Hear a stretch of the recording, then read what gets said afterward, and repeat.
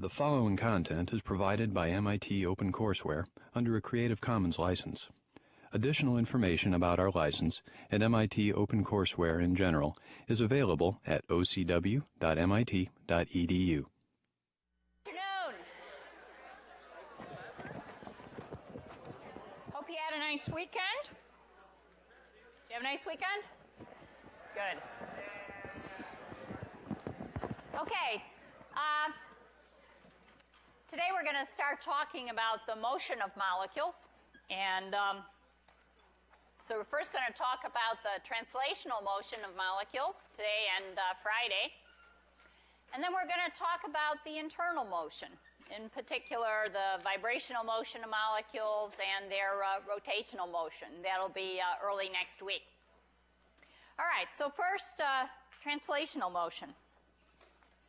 Well, certainly the quintessential equation that represents the behavior of gases is, of course, the ideal gas law. P equal N over V times RT. This equation accurately represents the behavior of gases at low pressures. It is an empirical law, of course. It is a law that Boyle and Charles discovered by doing experiments. They noted that as the temperature is raised, the pressure went up. They noted as the number of the amount of gas or the number of moles of gas added goes up, the pressure goes up. They noted that as the volume of their gaseous container goes up, the pressure goes down. So literally, this is an equation established by experiment and just varying one variable at a time. And since it looked like the pressure was directly proportional to the temperature, well, they wrote an equation where it was directly proportional to the temperature, etc. And the proportionality constant here was always this one constant R, no matter what gas you had. But this ideal gas law here, what it does is to describe the macroscopic properties of a gas. And what I mean by macroscopic properties are properties that describe a collection of molecules. So for example, to really talk about a pressure, you have to have a collection of molecules. Now we're going to talk about the pressure due to one molecule, but that's really just a model. If you want to talk about pressure, you need to have a collection of molecules. If you talk about temperature, temperature really only has meaning when we have a collection of molecules.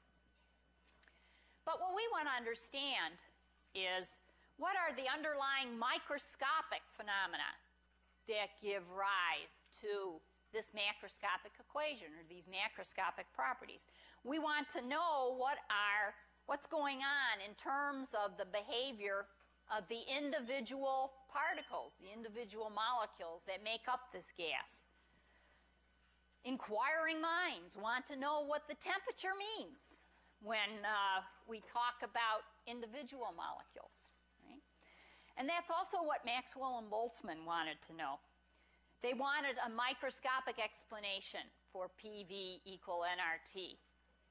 And to do so, they put forth a theory, and it's called the kinetic theory, or the kinetic theory for the behavior of gases. And that's exactly what we're going to take a look at here, is this kinetic theory. We're going to do what they did, all right? Basically, this kinetic theory allowed properties of gases at low pressures to be predicted. And it allowed an understanding of why some of the properties of real gases at higher pressures deviated from this ideal gas law. But more importantly, what it did is that it allowed the quantity, pressure times the volume here, to be understood in terms of the motions of the molecules. And it provided a means to understand this concept of a temperature in terms of the motions of the molecules. And that's what we're going to look at today. We're going to see how we can describe pressure and volume in terms of the motion of the molecules, and temperature in terms of the motion of the molecules. That's our goal. All right. So in order to do that, the first thing we have to do is to understand what we mean by pressure.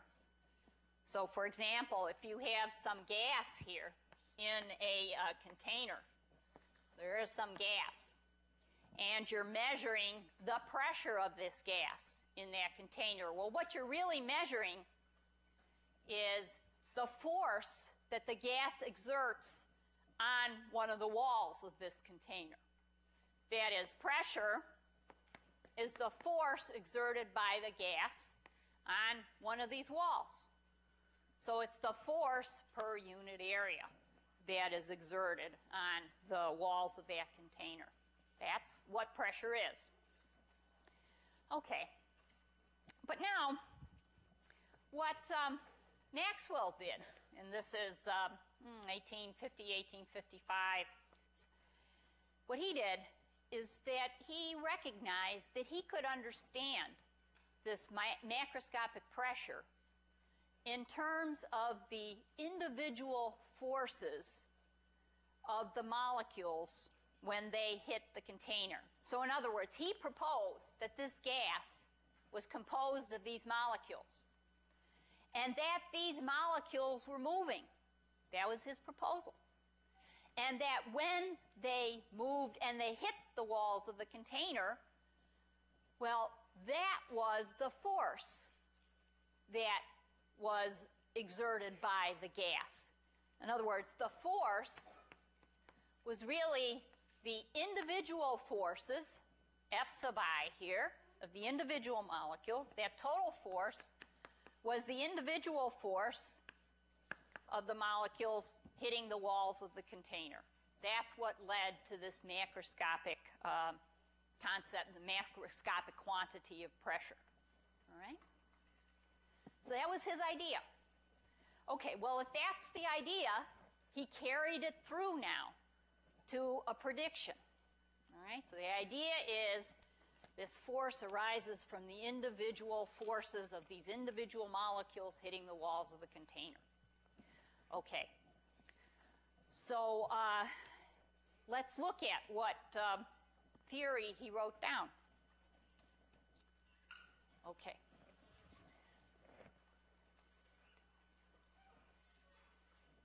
I think I turned that off. Okay, so let's look at what theory he wrote down. Well, his goal here was to calculate these individual forces, F sub I. And, of course, go back to classical mechanics. The force is the mass times the acceleration, the mass of the particle, the molecule, times its acceleration. And acceleration we can write just in terms of delta V over delta T. So that's just the mass times delta V over the change in time.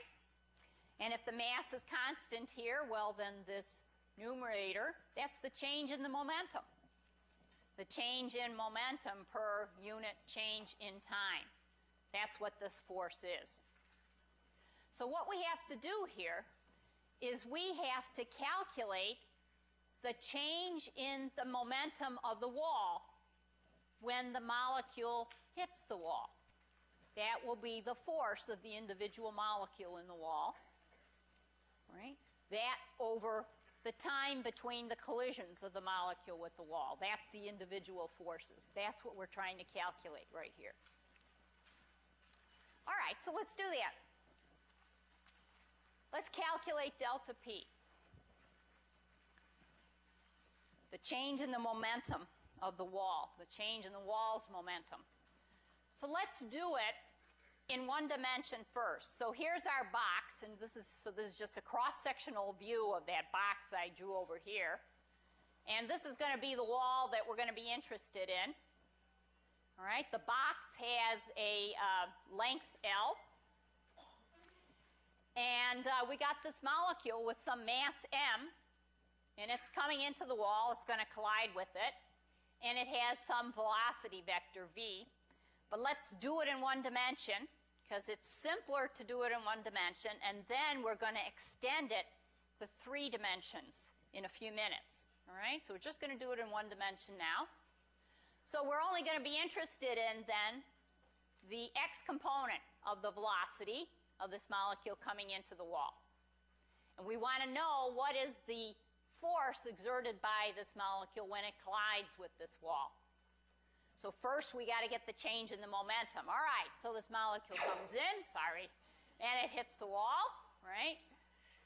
And we're going to consider it to be an elastic collision.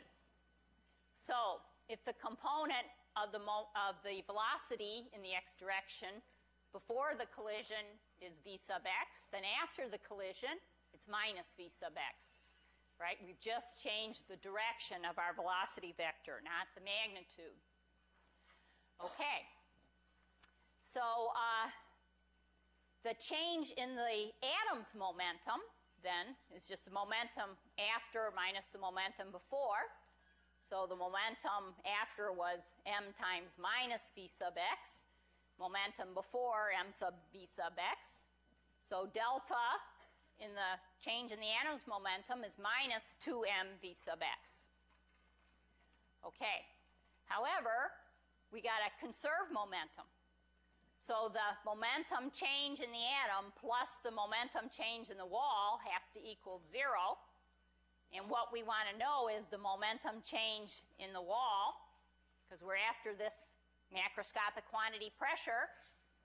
And so if delta, the change in the momentum of the atom, is minus 2m v sub x, well then the change in the momentum of the wall is 2m v sub x. All right? Okay, so we got one quantity here. We've got delta P.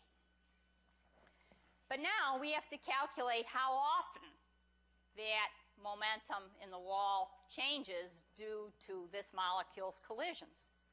All right? So of course, we need the delta T.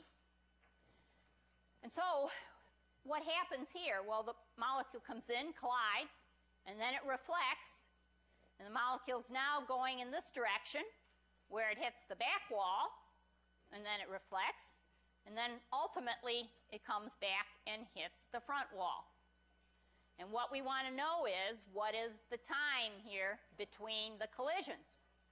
The time between when that molecule makes the momentum in the wall change. All right, so what is this time, delta T? Well, if we know the length of the box, and we know the value of v sub x, well, we can calculate that time. That time is just 2 times the length of the box, because that molecule is traveling back and then forth. That's 2L, divided by the velocity component in the x direction, v sub x. That's delta T. All right?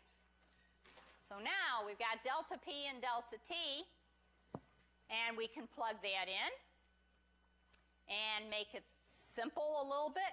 And so here is the force exerted by the collision of one molecule on the wall, that one wall of the container, mv sub x squared over L.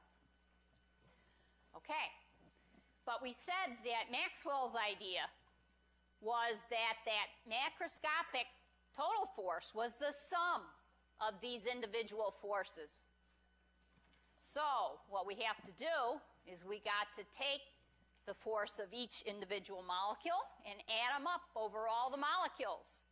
So there's that force for molecule 1, for molecule 2, molecule 3, all the way up to molecule N. Okay? And now I'm going to pull out an m over L out of this. All right? So I just pulled out an m over L, and I have left the sum of the squares of the velocities in the x direction for each one of the molecules. Notice here in this treatment we have identical m's. The particles are the same, but, and this is important, the velocities of the molecules are not the same. All right? That's going to be important. Okay. Now, this expression here, I want to simplify a little bit. In particular, I want to simplify the sum of the squares of the velocity components in the x direction for each one of the molecules. So to do that simplification, I'm going to introduce this quantity. This quantity is the average of the square of the velocity in the x direction. All right? So what this means is I take the velocity in the x direction, I square it, and then I take the average. This is not the square of the average velocity in the x direction. That's different. This is the average of the square of the velocity in the x direction. So how am I going to evaluate that quantity? Well, the way I'm going to evaluate it is I'm going to take the velocity in the x direction for molecule 1 and square it, and add to that the square of the velocity in the x direction for molecule 2, and add to that the square of the velocity in the x direction for molecule 3 all the way up to molecule n. And then if I want the average, I'm going to divide by n, the number of molecules there are, right? Okay. Now, I'm just going to bring n here over to the other side. So I have n times the average of the velocity in the x direction squared is this sum. And this is exactly the sum that I had in my expression for the total force. So, hey, I can simplify that now, right? There's that same expression. Here's my total force. So what I'm going to do is I'm going to substitute n times the average of the velocity in the x direction squared in for this whole sum, and I have now something that's much more tidy. Okay? So that's the force exerted, the total force exerted by all the collisions of the molecules in the container on that front wall. Okay, but now I want the pressure. And the pressure is just force per unit area. And so I'm going to take my expression for the force and then divide it by the unit area. The unit area here is this, or the area is the area of this wall here in my initial example. I'm going to call that area A. And if this is a cube, and I'm going to make it a cube because it's easier to do it that way, the area times the length then of this box is just the volume. All right? So here's the volume. So there's my expression for the pressure due to all of the molecules colliding with the front wall of that box. However, this is an expression for the pressure in one dimension only, the x dimension. And we know in real life we got 3 dimensions. We got to take care of that.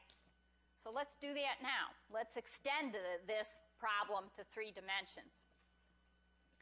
To do so, we're just going to realize right here, extend to 3 dimensions. Okay, it's a little slow. We're going to realize that the square of the velocity, right, is the sum of the squares of the components. That you understand. That's okay.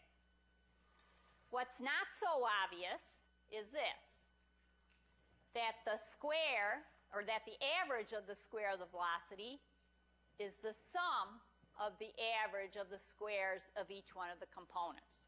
That is true. You can prove that. We're not going to prove that. I won't hold you responsible for proving that, but that is true. Okay? All right. Now, that's correct, but now here comes a critical assumption in Boltzmann's treatment. And the critical assumption is that the motion of the molecules in this gas here, that motion is random in the sense that the molecules don't have a preferred direction. They're going in the x direction as often as they're going in the y direction, as often as they're going in the z direction. So the motion is random. If that motion is random, well then, on the average of the velocity squared in the x direction is going to be equal to that in the y direction, is going to be equal to that in the z direction. Okay? If that motion is random. And that's great, because it's going to make things a little more simple for us up here. Hey, if that's right, well then the velocity, the average of the velocity squared is 3 times the average of the velocity squared in any one of the dimensions. Okay? Hey, that's going to make it easy to extrapolate this to 3 dimensions. Okay? Because now I'm going to be able to substitute into here, which had the average of the velocity squared only in the x direction. I'm going to be able to substitute in an expression for the velocity, or the average velocity in 3 dimensions. That's just going to be 1/3 that. All right? From this here, this is going to be 1/3 the average of the velocity squared. Okay, that's great. So now I'm going to do that substitution way up into there. All right?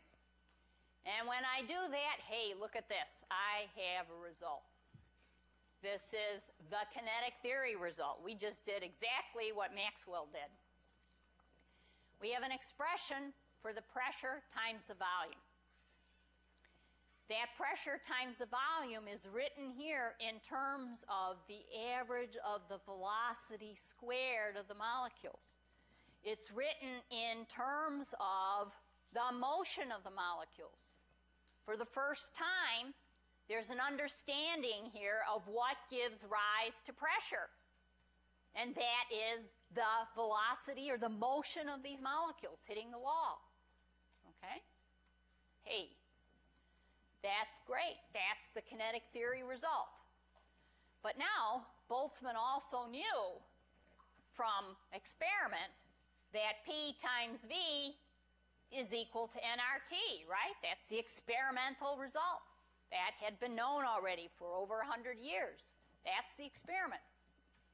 So if his theory is correct, if PV is equal to nm average velocity squared over 3, well then nm average velocity squared over 3 better be equal to nRT if his theory is correct.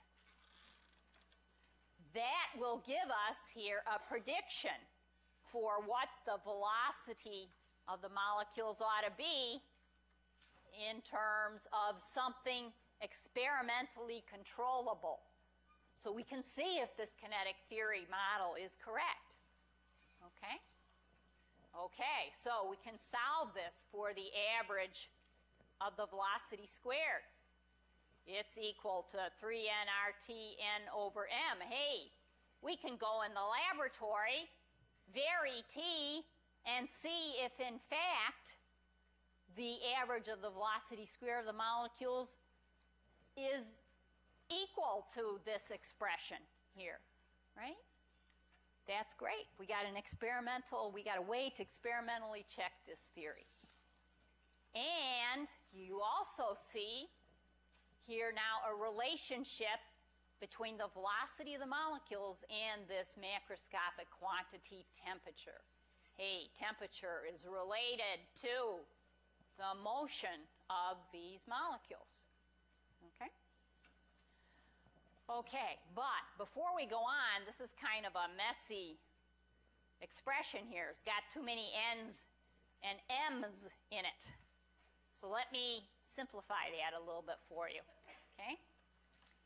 I'm going to simplify this so that this is 3RT over capital M, where the following is true. Over here, N is the number of moles in the gas. That's little n. Big N was the number of molecules in the gas. Little m was the mass per molecule. All right? So all of this is equivalent to 1 over big M, where big M is kilograms per mole. You can convince yourselves of this equality. So I'm taking all these N's and M's and making one big M. Okay. So now that's my expression here. So I have the average of the velocity squared is equal to 3RT over M. All right, but this quantity is the average of the velocity squared. It's more convenient for us to talk about a quantity proportional to the velocity and not the velocity squared. So what I'm going to do is I'm going to take this and I'm going to take the square root of it. That's simple, right? So I now have the square root of the average of the velocity squared.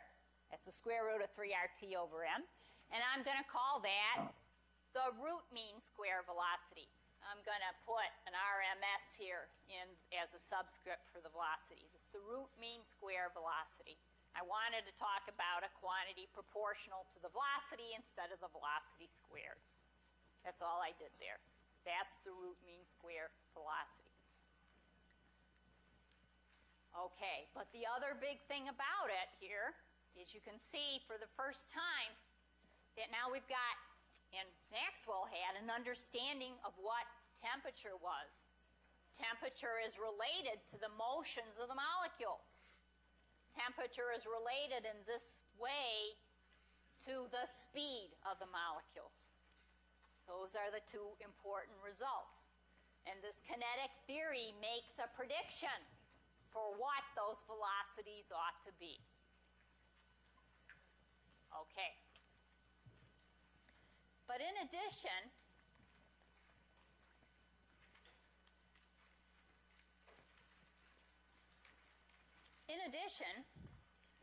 the temperature is a measure of the kinetic energy of the molecules.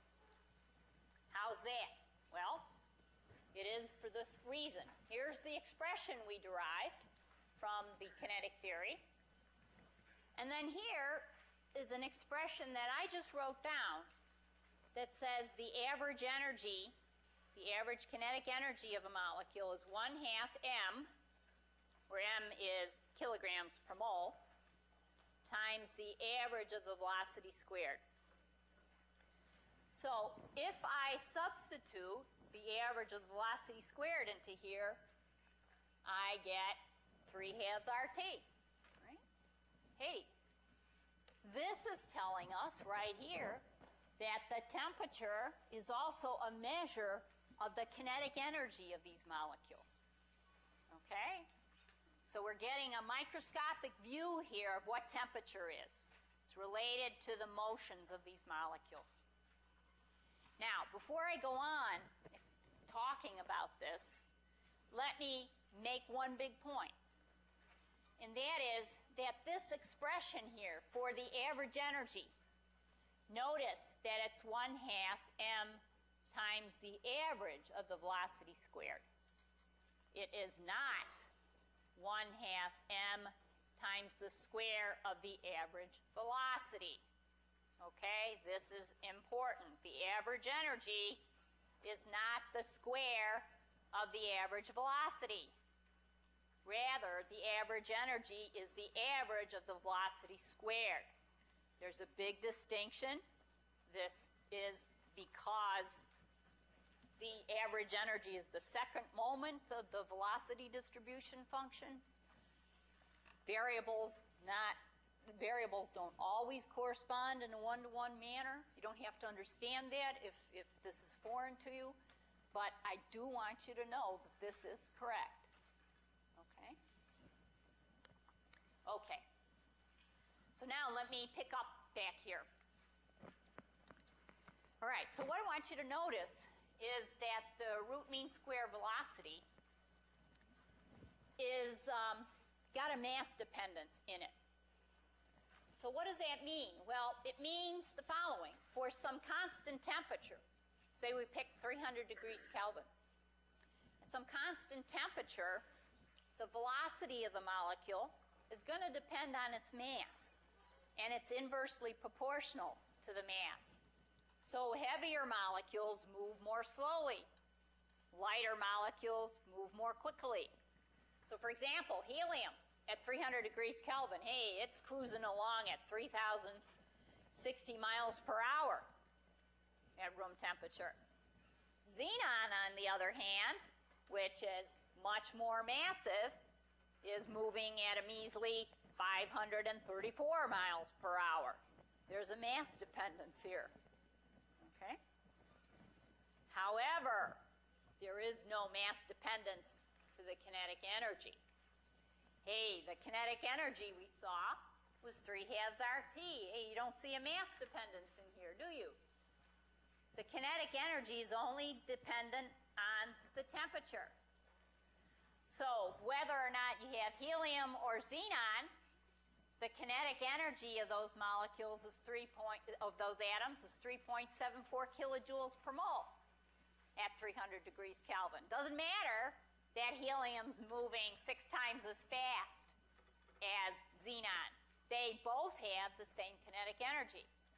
There's no mass dependence in the kinetic energy. Now you say, oh, but hey, look at this. Here's a mass. There's a mass dependence. But no, because you have to remember that if you substitute in here if you square this, there's an m here, that cancels. So there's no mass dependence in the kinetic energy, but the velocity is dependent on the mass. Okay? That's important. Okay, well, so I told you that this was the kinetic theory result. That is, that the root mean square velocity of these molecules was represented by this equation. And from this equation, if you calculate at 300 degrees Kelvin, these are, in fact, the velocities of those atoms. But how do we know this is right? How do we go and measure the velocities or the speeds of molecules or atoms?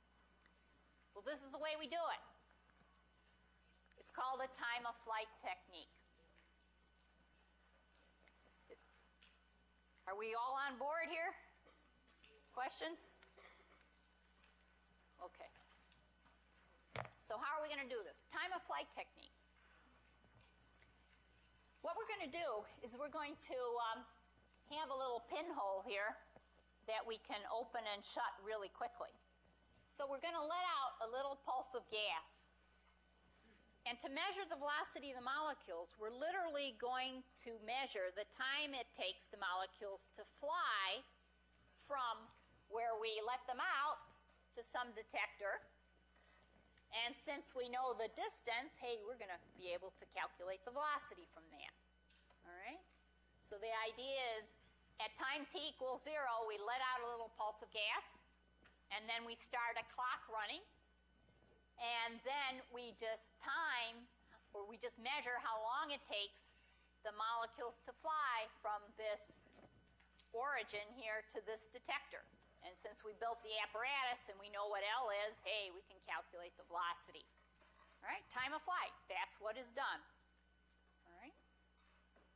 Okay, however, when we let this little pulse of gas out, and now we let the molecules fly to that detector over here, what happens as a function of time? Well, what will happen is that pulse of gas will spread out. That pulse of gas will spread out because not all of the molecules or atoms in that pulse of gas have the same velocity. Some of those atoms are moving faster than the other atoms. And so what's going to happen is that the molecules or atoms that are moving faster, hey, they're going to hit the detector first. The molecules or atoms that are moving more slowly, they're going to hit the detector at a later time. And that's what we also want to know, is this distribution of velocities. Okay, but in the measurement, what we're going to measure is a distribution of times. So out of our detector, we're going to have a plot that looks like this. This is going to be f of t, well, that's essentially the number of molecules hitting the detector at a certain time t versus the time. So when we first let our pulse of gas out, well, that's time t equals 0. All right? And then for a while, there are no molecules hitting the detector because, hey, it takes a while for them to get over here to this detector. But then all of a sudden, they start reaching the detector. And this is essentially just the number of molecules that hit the detector as a function of time. That number of molecules increases, it becomes a maximum here at some time, and then it exponentially decays here. Okay? So this is what we measure. This is a distribution here of flight times of the molecules in this pulse of gas. Well, that's nice, but this is a distribution of flight times, not a distribution of velocities. And hey, we wanted a distribution of velocities. We want to know the velocity here of these molecules. So, well, you know how to convert time given the path length to velocity. But it's not so straightforward because we got a distribution function.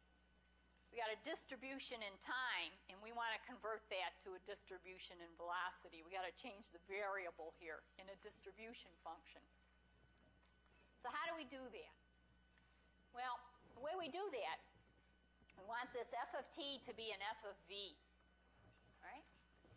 Well, we recognize here that this distribution in time, the probability of finding a molecule between t and t plus dt, has got to be equivalent to the probability of finding a molecule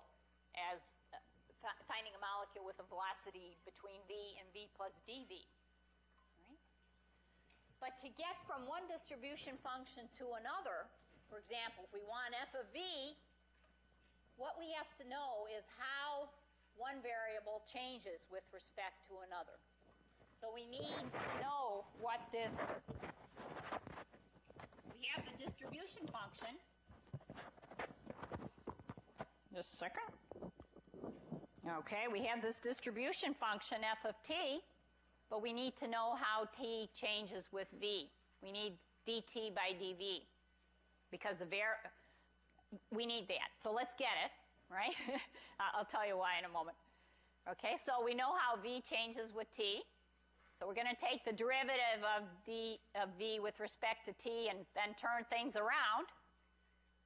All right, so dt dv is proportional to minus t squared over L. This is telling us essentially how the variable t changes with v. So to every point in our time of flight distribution, we're going to multiply this by this, what's called a Jacobian. We need this because the time and the velocity don't correlate in a one-to-one manner, right? That often happens with two distribution functions. Now, if you don't understand what I just said, it's okay, right? All right, this was just some extra. I don't hold you responsible for it. All right, I just changed my variable in the distribution function. Yes? Yes, I think in the notes I might have had as a proportionality. Up here I actually have the equal sign. Yeah. That actually won't matter in this transformation. Pardon? Yeah, no, I understand. Right, that's fine. Yeah, if I don't have the equal sign there, that's why I left it out there, I think. Okay. All right? Okay. So anyway, this is the velocity distribution. You don't have to understand how I got there. This is what the velocity distribution looks like. It's what's called the Maxwell-Boltzmann velocity distribution. And the bottom line is that Maxwell and Boltzmann predicted this about 1855. They actually predicted this distribution function, right? We didn't predict it. We didn't go through that part of kinetic theory, but they predicted it. However, it was only until 1955 that the technology existed, fast enough timing electronics existed to actually measure this experimentally. So this took 100 years or so in order for this distribution function to actually be measured. Okay, but here it is. F of v. First of all, there's all of this stuff, which is proportionality constants. We'll talk about that in a moment. But the variable here is v squared, right here, and times an exponentially decaying function with a v squared in there. So what does that mean? Well, if you're looking at the form of f of v, this v squared, hey, that's what gives rise to this increase in f of v right here at low velocities. That's a quadratic, v squared. But you're multiplying it by an exponentially decaying function with this v squared in the argument. And so that's what gives you this tail, right? So if you're multiplying a function that's going up and one decreasing, you're going to get a maximum at some value of v. All right? So that's where the shape of the Maxwell-Boltzmann distribution function comes from. And what this is telling you is the probability here of finding a molecule in a gas with a speed between v and v plus dv. That's what that's telling you. Okay. Now, we often characterize here this distribution functions by some quantities, and one of those quantities is what we call the most probable speed. So here's the distribution function, and I have the most probable speed labeled. The most probable speed, VMP, is simply the value of v at which the probability is the largest. Hey, that was like our most probable value of r in the radial distribution functions. That's what the most probable speed is. If you wanted to get that mathematically, what you would do is you take this distribution function, take the derivative, set it equal to 0, and then solve for v that makes that derivative equal to 0, right? The derivative is 0 at maxima or minima. And then you would find that the value of the most probable speed is the square root of 2rt over m. You're not responsible for taking this derivative and setting it equal to 0. You are responsible for knowing physically what the most probable speed is. The fact that it is this value here where the probability is the largest. It's the most probable value of v. And you're responsible for recognizing this, right? I don't ask you to memorize it or write it down, but if you see it, you should know what it is. Okay? All right, so that's one quantity that we use to characterize this distribution function. Another quantity that we use is the average speed. V bar, average speed. And the first thing that you see is that the average speed is a little bit higher than the most probable speed. All right? It's a little bit larger. Why is that? Well, it's a little bit larger because on these Maxwell-Boltzmann distribution functions, there are molecules way out here that have very high speeds. There are not a lot of molecules that have very high speeds, but there are molecules with very high speeds. And so when you average over this distribution function, because there's such a long Boltzmann tail here is what it's called, the average velocity is going to be a little higher than the most probable velocity. All right, so that's physically why the average velocity is a little bit larger than the most probable velocity. That's important. If I wanted to calculate what the average velocity is, I would take the distribution function, multiply it by v, and then integrate over the range of v, which is 0 to infinity. You don't have to do that. But the quantity that you would get if you had done that is the square root of 8rt over pi m. All right? It's larger than the most probable value. And then finally, the other way we characterize the distribution function is by this root mean square speed that we've already talked about a lot. That root mean square speed here is even a larger value than the average velocity or the average speed. And the reason for that is, again, because of this Maxwell-Boltzmann tail. Hey, we got molecules here that have very high speeds. We don't have a lot of molecules with high speeds, but we got very high speeds. And when we take that speed and we square it, and then take the average, hey, they make a big contribution, and they push this root mean square speed even higher than the average speed. All right?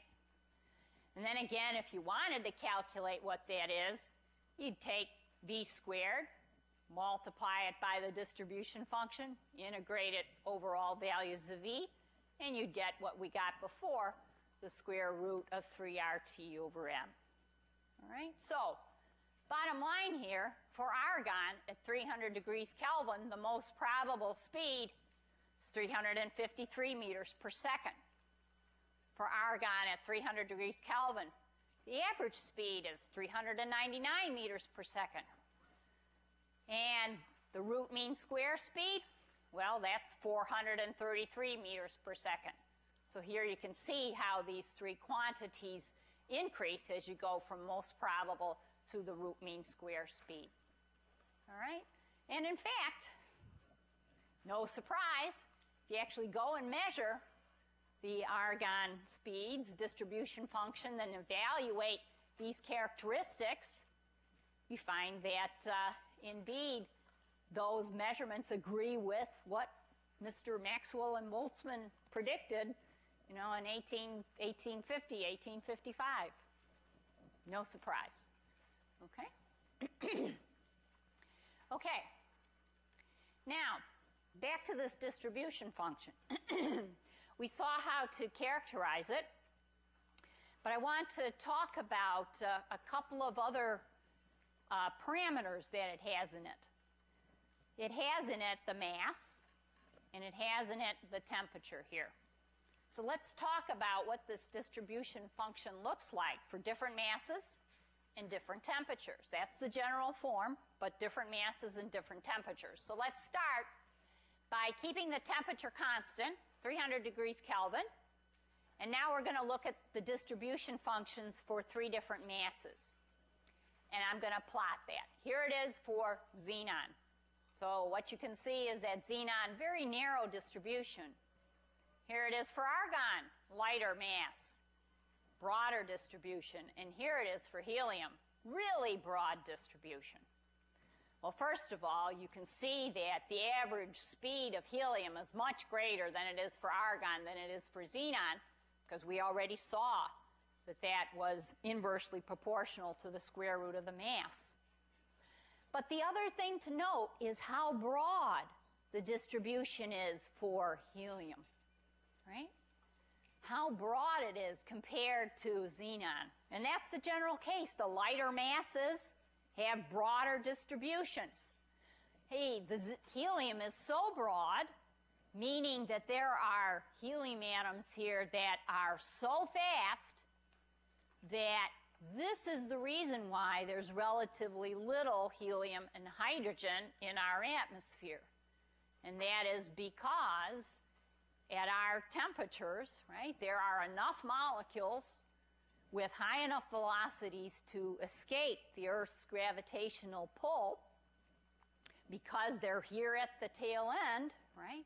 And so the helium and the hydrogen leave our atmosphere, unlike Jupiter, which is 300 times more massive than the Earth, where the gravitational pull is greater. And in that case, then those helium atoms don't have enough velocity to escape the Earth's gravitational pull. Okay? Okay, so that's mass. Now, what about temperature? So now we're going to keep the mass constant, and we're going to look at temperature. So here's the distribution function at 100 degrees Kelvin. Hey, pretty narrow. Here's the distribution function for argon at 300 degrees Kelvin, broader. Here's the distribution function at 1,000 degrees Kelvin, broader again. So again, you see that as we increase the temperature, hey, the average speed increases. As we increase the temperature, the width of that distribution function increases. Now, one thing to note here is this is a probability, right? So the areas under these curves have to all add up to 1. So if this distribution function is going to move to higher velocities as we increase the temperature, well, of course, then this maximum probability is going to have to go down because we can't lose any molecules. So all the area under this curve at 100 degrees Kelvin has to equal the area under this curve at 1,000 degrees Kelvin, right? Because this is a probability that we're plotting here. Okay? All right. So that's our description of the Maxwell-Boltzmann distribution. See you on Friday.